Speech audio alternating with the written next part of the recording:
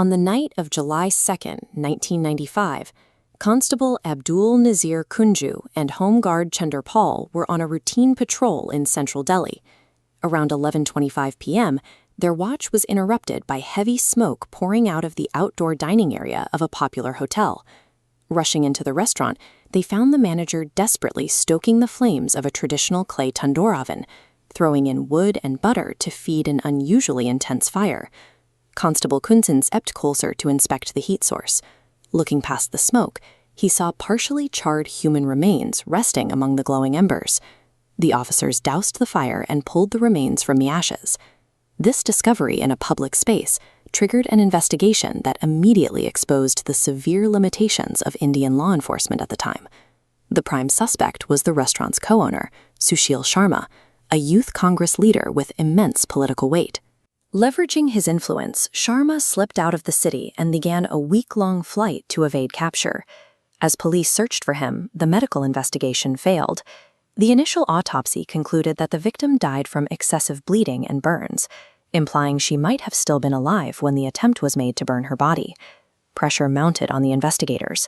While the suspect stayed one step ahead of the police, the biological evidence was so severely damaged by the heat that specific identifying details were literally crumbling into ash. Because the initial scientific methodology was flawed, the killer was on the verge of executing a perfect crime. To find the truth, the lieutenant governor ordered a second examination. A special medical board led by Dr. T.D. Dogra exhumed the remains and conducted a fresh autopsy, this time utilizing full-body X-ray imaging. Those X-rays revealed what the first doctors had missed: two distinct white masses. Dogra .32 caliber bullets lodged deeply inside the victim's skull and cervical spine. This refutation proved the victim was dead before her body ever reached the restaurant. The fire was an attempt to cover a murder, not the cause of it.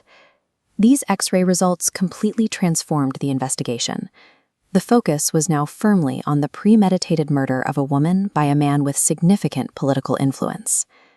Short tandem repeat analysis isolates specific genetic markers. Experts used this technique to extract a DNA profile from surviving tissue fragments. Scientists then compared that profile against dried bloodstains from the suspect's apartment carpet and swabs taken from his vehicle's trunk. The DNA match definitively identified the victim as Naina Sahni, Sharma's wife. The forensic trail proved she was murdered in her home and transported to the hotel in this white Maruti 800. To finish the chain of evidence, ballistics experts matched the microscopic striations on the recovered bullets to the rifling of Sharma's seized revolver. Every piece of physical data confirmed Locard's exchange principle, the rule that every contact leaves a trace. Modern science systematically dismantled every lie the politician used to cover his tracks. In court, Sharma's defense collapsed when confronted with an airtight chain of physical evidence. He was convicted and sent to Tihar jail.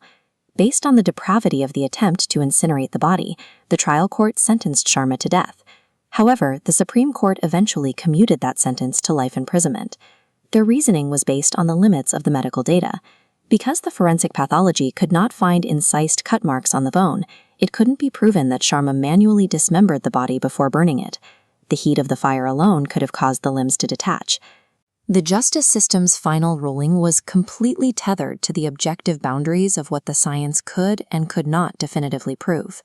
The high profile of the Tandoor case forced the Indian legal system to confront its outdated forensic admissibility standards. A direct legislative consequence arrived in 2005. An amendment to Section 53 of the Criminal Procedure Code was passed, explicitly codifying DNA profiling into the legal framework of investigations.